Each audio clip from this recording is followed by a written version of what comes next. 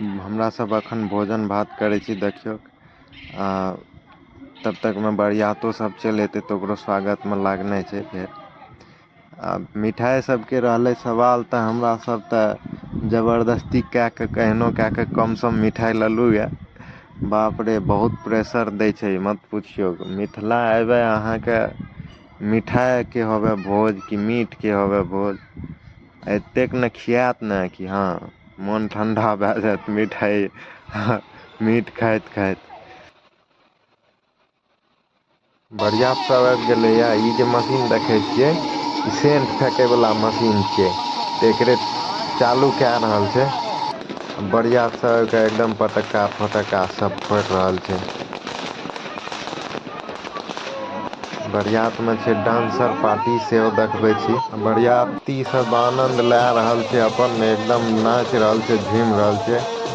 देखियौ लौंडा नाच भए रहल छै बरियाती में।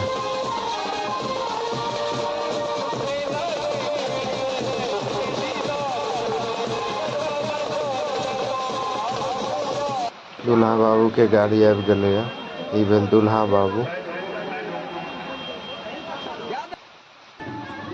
बरियाती सबके बैठा देल गेलैया, देखियौ पूरा भरल छै बरियाती सब।